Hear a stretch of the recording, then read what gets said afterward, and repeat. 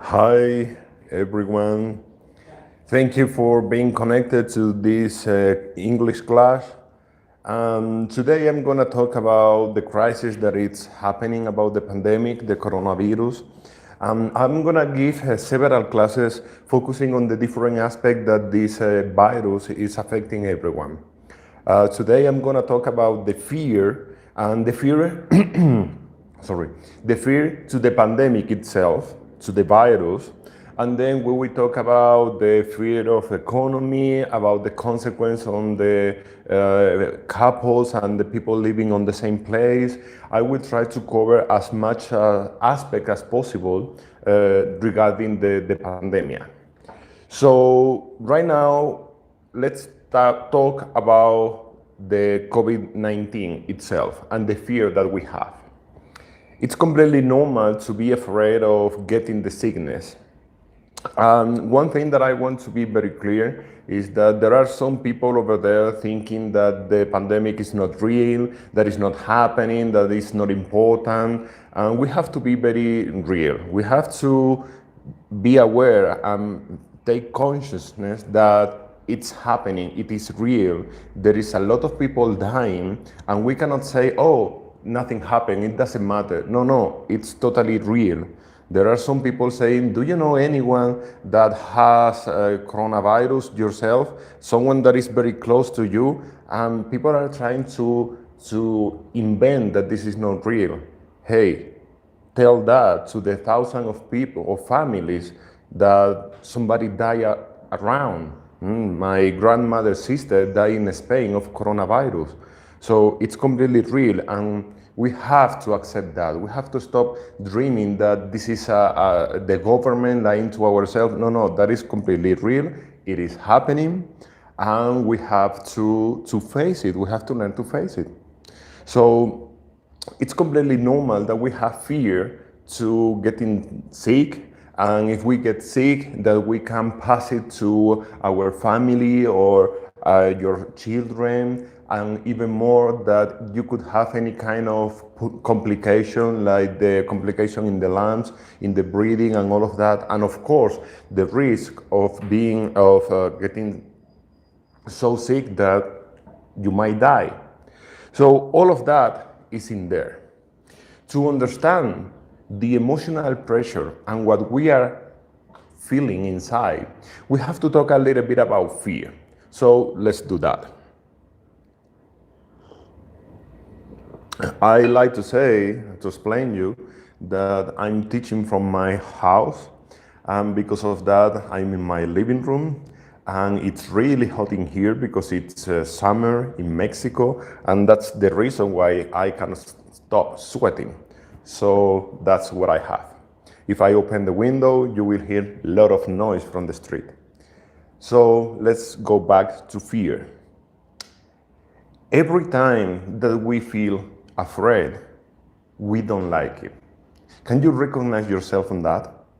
It's not super happy to be afraid. No, it's a disgusting feeling. So one of the typical things that everyone does when we feel bad is we trying to find one solution, a solution in our mind, and a solution that is meant to cover that fear, to prevent it to not feel that fear anymore. And that is completely normal. As I said, mostly everyone does it unless they know how to deal with fear. And even though most of the time it's the first reaction that we all have. What's the thing here? Fear, it's about not knowing. Fear is not something completely bad or evil. I will explain a little bit more of that later. But fear, it's always regarding to, I don't know what's going to happen. I don't know if I'm gonna lose all my money. I don't know if I'm gonna lose my company, my job, if I'm gonna lose my lover. I don't know what is gonna happen. That is where fear comes from. So often I like to explain the fear like a very big door that we have just in front of us. The door is completely closed, and it's a huge door, and there is no way to see or to guess what is behind the door. It's completely impossible. Try to contemplate that possibility. You have a door so much bigger than you, and you have no single idea what could be behind that door.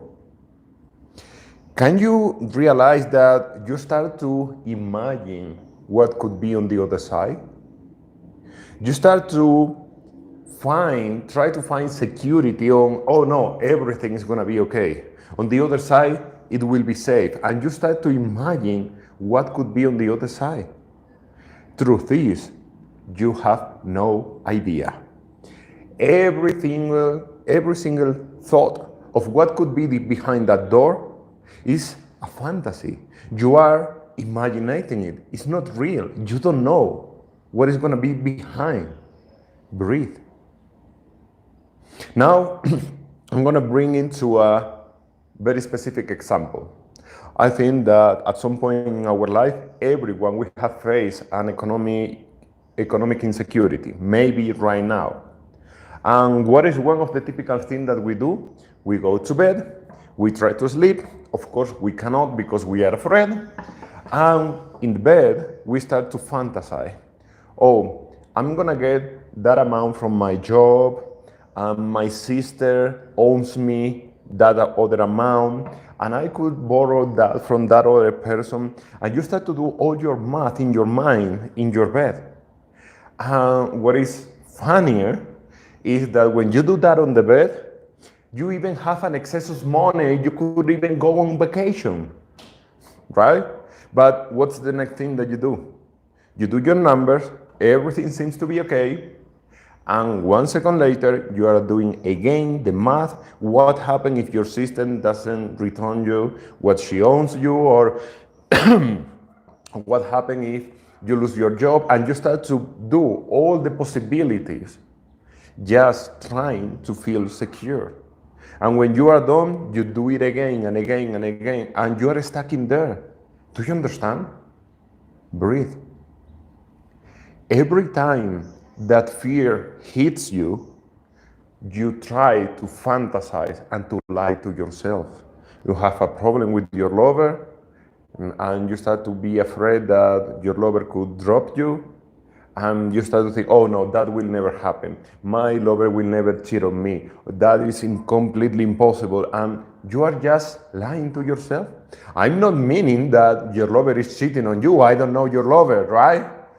I mean the game that we play, the lies that we tell to ourselves because we don't like to handle and face fears. Breathe.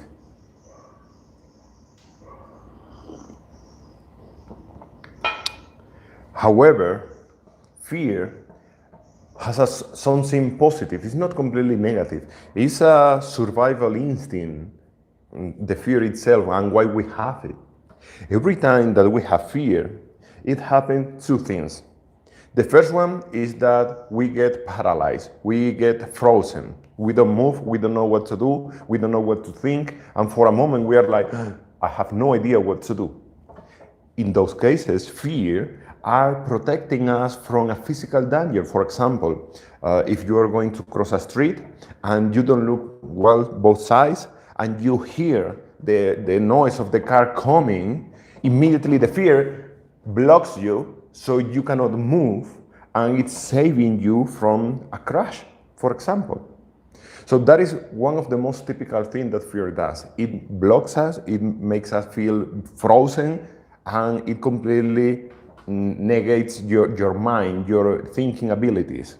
It's like, I don't know, like for example, when you are maybe at the job and your boss starts to scold you and shout at you, and in that moment you are like, and when the discussion is over and you're going back to home, you start to think, oh, I should have told him this and this and this, and I should have explained him this and this and this. Next time, I'm gonna explain him. I won't be shut up, and I will explain him. Next time, fears take over of you again, you get paralyzed, and you go, and it happens so often. That is one of the bad consequences of fear. In the good side, it protects you because we have to also be honest with ourselves. Maybe if fear doesn't paralyze you in front of your boss, you could do something that made you lose your job, maybe if you don't know how to manage yourself.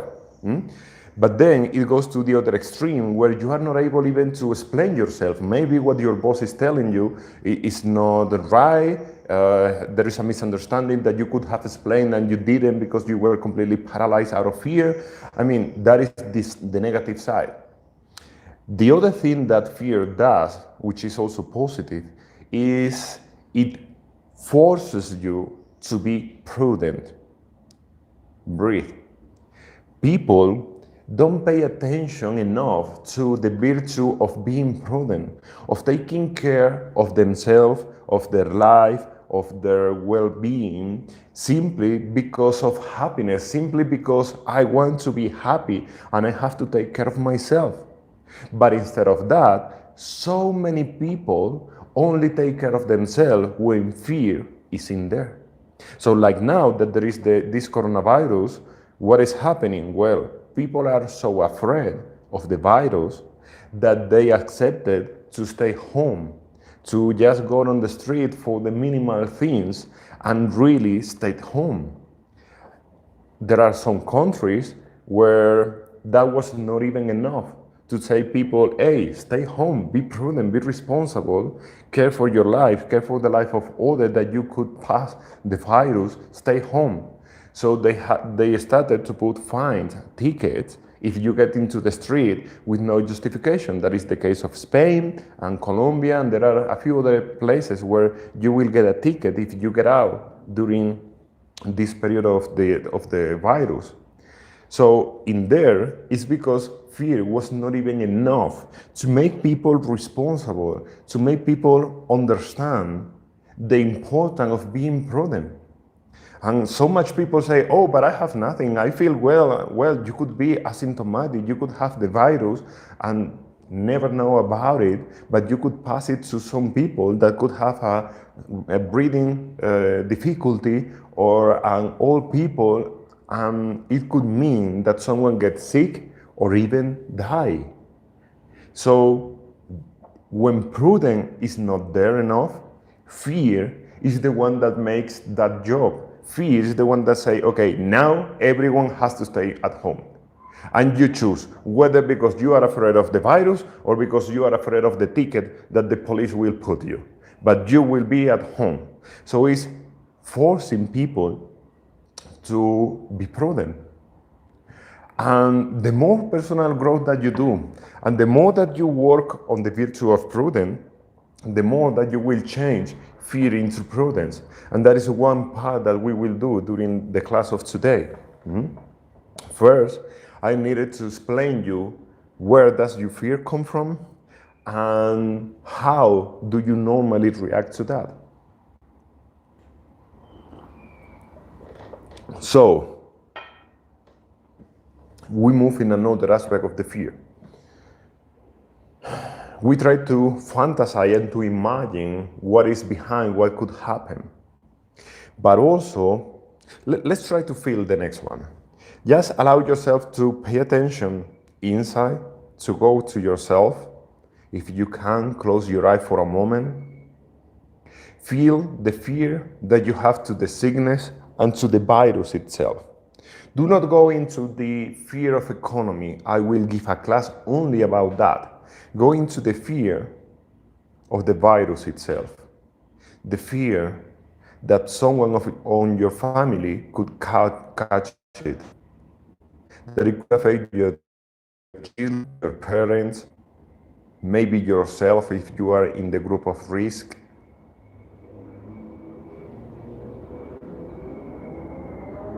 Be in contact with that fear.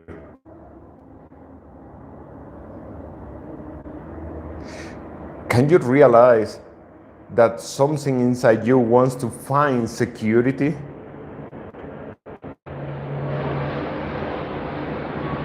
Take a deep breath and come back here. fear make us feel insecure. And in that moment, we need so much to feel secure that is the reason why we start to lie to ourselves, to create all those illusions and fantasies. It's just because I want to feel secure. I want to find 100% guarantee that I will not get sick, that my family won't get sick, that no one that I know will die, that it won't affect my economy, that it won't affect my relationship. I want 100% guarantee that this is not gonna happen. Can you be honest to yourself and realize that this is what you're looking for? Good. The bad news is that it is completely impossible. Breathe. There is absolutely no way of having guarantees that everything is going to be okay. There is no way. Because there is no way to knowing what is going to happen. There is no way to be completely secure unless you close completely your house for 1 month or 2 months with enough food and you don't ever go back. But then it could affect to your economy and to other areas and to other people. Breathe. The solution to fear is not to lie to ourselves. It's not to look for a solution desperate. Solution, we will talk about that later at the end of the class. But dealing with fear is not about lying to ourselves, it's not about looking for security, because you will be lying to yourself. Fear is handled by accepting that there is no solution to the main topic. I do not know what is going to happen. I do not know what is going to happen to me, to my family, to my husband, to everyone that I care. I have no idea. And I have no way to have a complete guarantee. I have a way to increase the possibility of being healthy, everyone. That is prudence. But there is absolutely no way to feel completely secure. Breathe. And that is what disturbs people, because they prefer to choose lying to themselves, telling into their mind everything is gonna be okay. You confuse the real virtue of faith, those that believe in faith, with fantasy. Everything will be okay means something completely different. I want to face it from the point of view of faith. And maybe one day I will give a class about faith. But right now, you don't know what is going to happen. And that is what is disturbing. That is what is frightening. Oh, what and embrace it completely. Not trying to find security right now. Before we do the exercise, every time that you have an emotional difficulty, you try to resolve it with your mind. And you have to understand that one thing is your mind, another thing is your emotions, another thing is your body, right? You know, when your mind thinks one thing, but the emotional, you feel another thing. Your mind says sometimes, don't go with that person, don't go with that person. And your heart says, who cares, go to that person. And then you don't know what to do, right? So you know that there is a difference between your mind and your emotions. With the body, it's so much obvious because it's tangible even. So when we have a difficulty, when we feel bad, what you do is you feel bad. So it's regarding your emotion, your feelings, not your thoughts. What I want to explain you is that your thoughts and your thinking will never resolve your emotional trials. Your emotional trials have to be addressed at the level where they exist, which are the emotion, the feeling. I like to compare it with the exercise. Let's say that I want to get in shape, I want to lose some weight. What would you tell me to do? Take care of what you eat, move your body, do exercise, right? That is the most basic thing. Do you think that it will work if I'm sitting just here and I'm thinking, I'm slim, I lose weight, I'm fit, and then I drink chocolate in every break? Probably no. I need to move my body to do something physical so my body will start to lose weight. Okay, so that radical example that I just gave, it's exactly the same that you do with your emotions.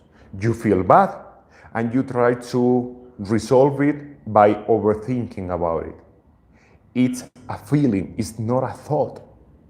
So we have to go and feel the pain, the suffering, so that suffering will be dissolved. Okay? So what I mean is, often you see this kind of classes and video looking for solution. And when the moment of the exercise arrives, you are like, yeah, the class was interesting, but I don't feel like doing the exercise. Well, that is like watching a class of gym or aerobic on the YouTube and do it from your sofa. It won't work. It's not enough. Okay? So with that, I encourage you to close your eye, pay attention to yourself, accept that the next few minutes are not going to be funny, you won't like it, but it will be very relieving if you really go for it. So close your eyes, pay attention to your breath, and you just breathe and be conscious of your breathing.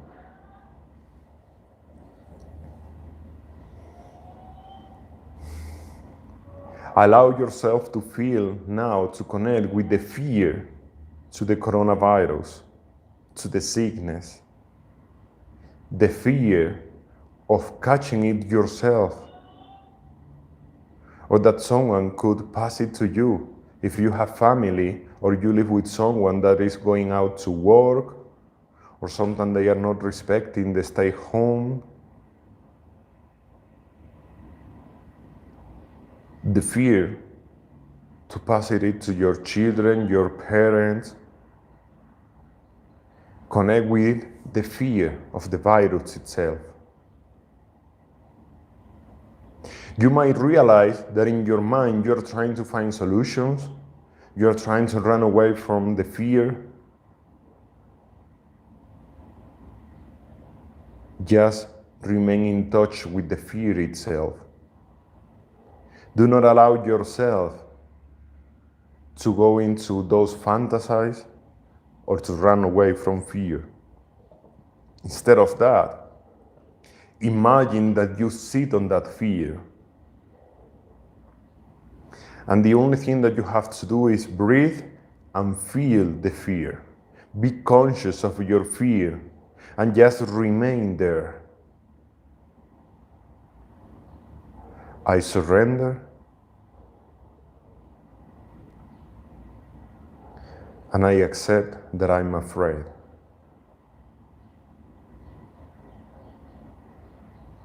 Breathe.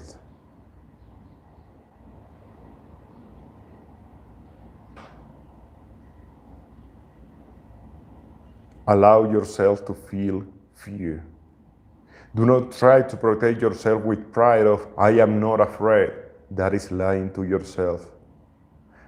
At some point, at some level, you have some kind of fear and anxiety regarding the coronavirus. Allow yourself to feel that fear.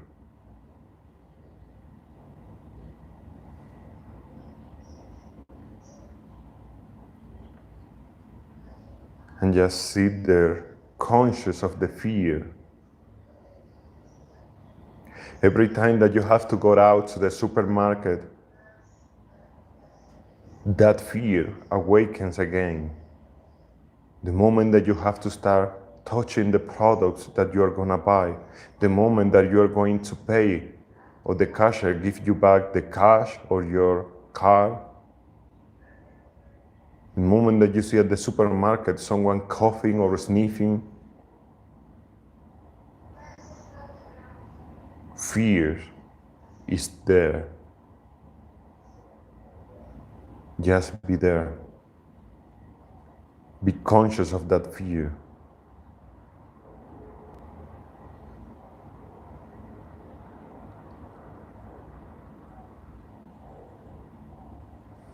Take a breath there. And now I want you to be aware of how much are you looking for security? How much do you need to feel safe, secure? Find that yearning inside yourself, that wish, that need. I want to feel safe. I want to know my people is safe. I want to feel secure. Find it. Find that voice that shouts inside you. I need to feel secure. I need to protect my people, my loved ones.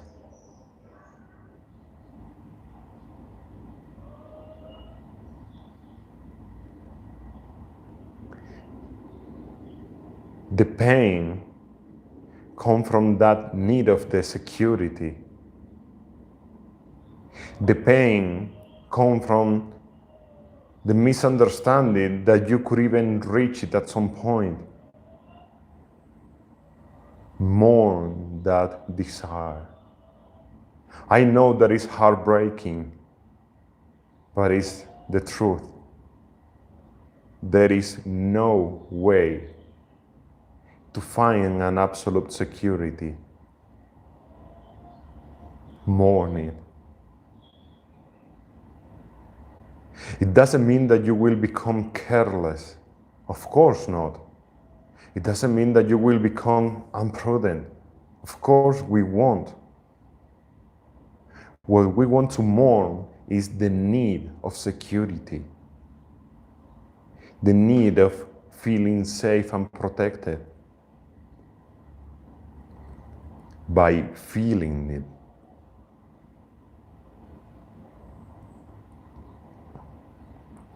Breathe. Be conscious of your fear. Be conscious of your need of security.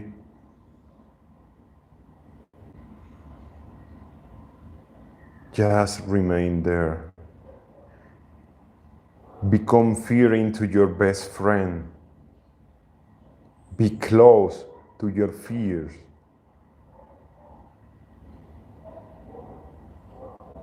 So we can turn it into prudence.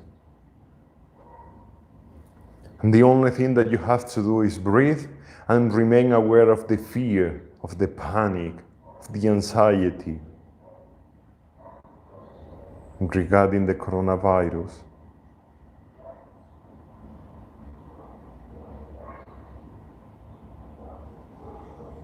Just remain there. Once in a while, you take a deep breath and you continue feeling and embracing, being aware of your fear. The amount of fear that you feel is the amount of need of security that you have.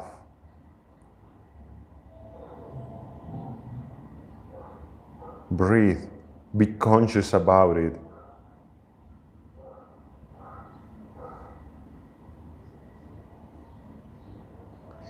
That fear and that insecurity, it is not caused by the coronavirus.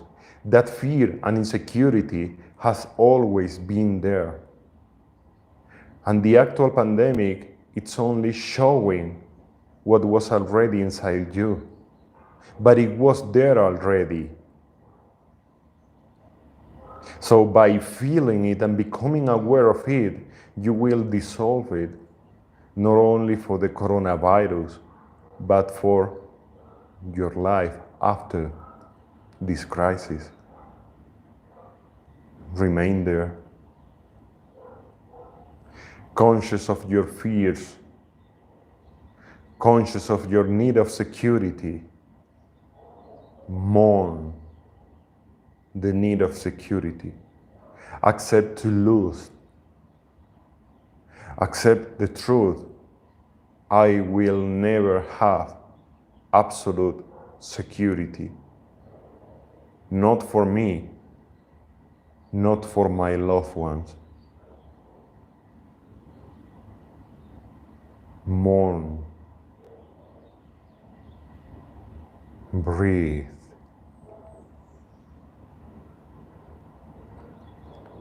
Do not allow yourself to go pessimist. That doesn't mean that everything is going to go bad. No. That is the other extreme. We want to be realistic. We want to get out of optimistic. We want to get out of pessimistic. We want to be objective. I have no way to be completely sure that everything will be okay for me and my loved one. And I need to mourn and to lose the need of feeling secure, the need of security.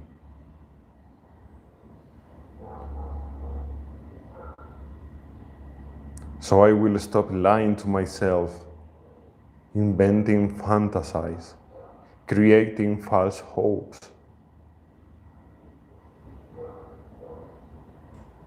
Embrace your fear to the unknown, to the insecurity, to not knowing how the virus is going to affect you, your life, your environment, the people that you care.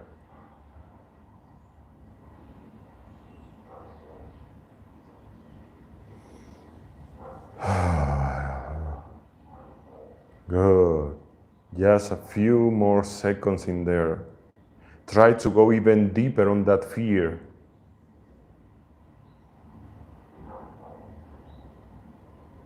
I don't know what is going to happen.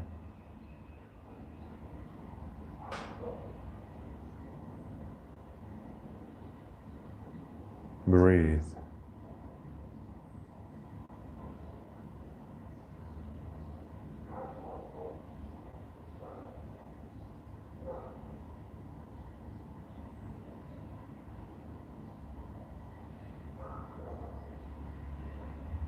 Very good.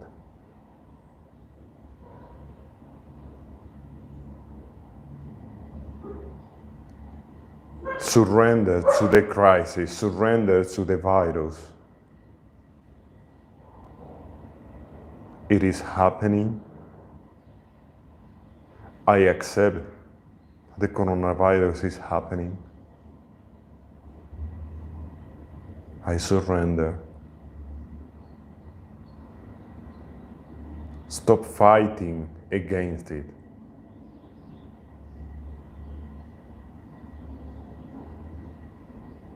Find peace.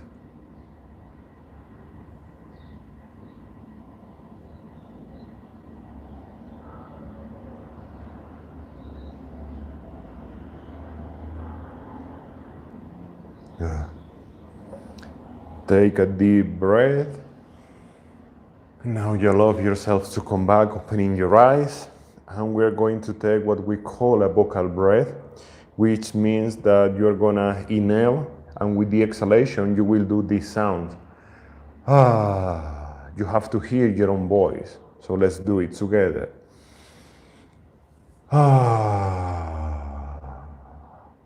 And a second vocal breath.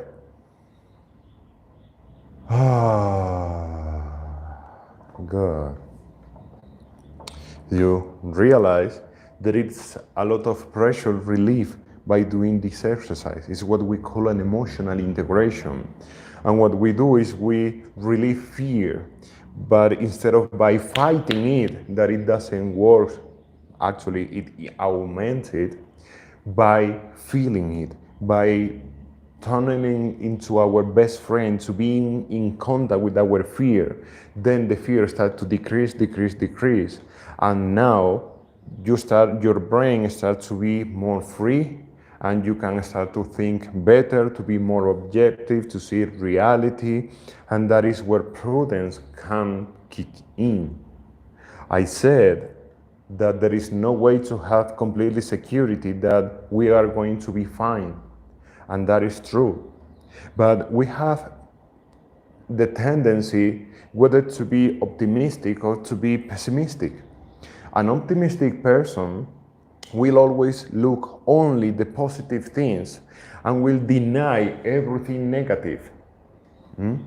That is not to be realistic, because it's denying everything negative, and they say, oh, everything is okay, and they live in a world of fantasy, of illusion, of pink and purple world, which is not the real world.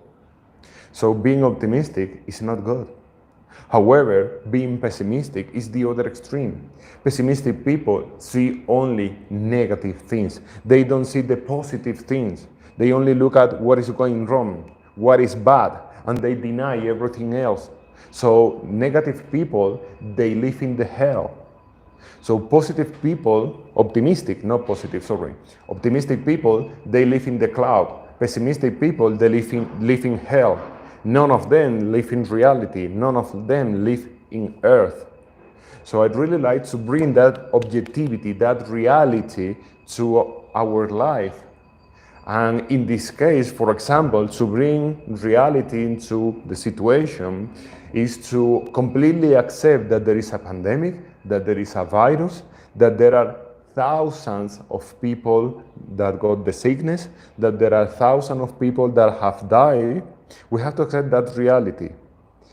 But in there, we also need to look at the amount of people that has recovered from the sickness, the amount of people that are living it without symptoms.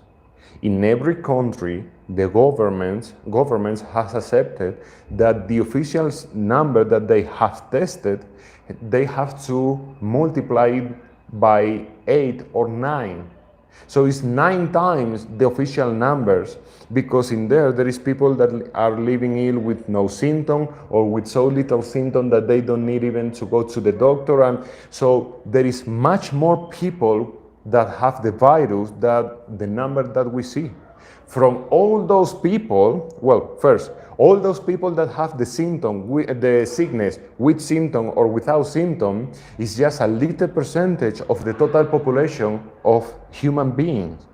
Then of all the people that had the sickness, only a percentage got the test.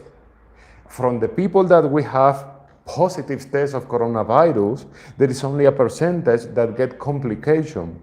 And those that have complication, there is a minor percentage that they die. So you see, to be objective is to see everything. Of course, there is people dying out of coronavirus, and we all hope that it wasn't happening, but it's happening. But we have to be realistic.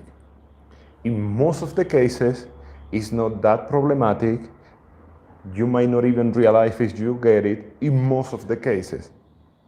And then we have to take the negative part, the real cases, the complication, everything that is happening, to say, and because there is that chance, I have to be prudent. And to be prudent means to stay home, to follow all the recommendations that your government has told you, and to protect yourself with all the means, and to wash your hands and all of that. That is the part of prudence. But you have to do it not out of fear. You have to do it out of prudence. So if you only look every day at the news at how many people are sick or have died, you are not having the full news. You also need to see how much people has recovered from every country. And from all those people that have the sickness, how many people had complication? Because otherwise you are being pessimistic, and that is not good for you. That will add drama on the situation that you are feeling. So the best thing that we can do is, every time that fear awakens in you, do this exercise, do emotional integration about it. You can do it again with the video or by your own if you can make it, if you know how to do it by yourself. You sit on that fear and you don't allow any excuse or thinking to get out of that fear. No, I am afraid, I'm gonna accept it, and I'm gonna sit here until that fear disappears. And then you bring back objectivity. This is reality, this is what's going on, this is the negative, this is the positive. Okay, now I have a full picture of everything. Okay, now how can I be prudent in all of this? Okay?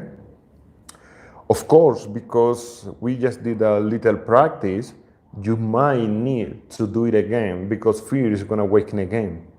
But the more that you start to do it, the more that you will be acquainted with fear.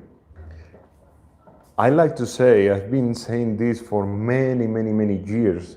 Actually, almost since I started teaching many years ago, that the solution to insecurity is to stop looking for security, is to accept that insecurity is your new security. That is the best way, because otherwise we always try to cover our insecurity with another person, with food, with money, with addiction, with anything. However, when you fully embrace insecurity, then that's over. There is insecurity. Of course there is insecurity. So what? I only need to be prudent. I have proven to myself that in my 37 years that I've been doing okay. So probably I will be okay. And the key is probably. I don't even know. But I'm not even worried about it because I fully embrace my insecurity. I do not try to compensate in any way. And I'm extremely prudent in all the aspects of my life. So stop trying to find security outside yourself. Embrace insecurity. Become insecurity in your security. Be so comfortable in your insecurity that it won't be painful anymore. And I know that in the mind sounds completely crazy, but give it a few minutes of thoughts about it. Just contemplate. Think in the age that you have been trying to find security so often. Every time that something goes wrong, you're trying to find security. And you always end up creating false hope, lying to yourself, lying to your family. That is what you are going to keep doing for the rest of your life. However, if you accept fully your insecurity, that's over. Okay? Good. Take a deep breath. Thank you, everyone. And we see each other in the next class. Bye-bye.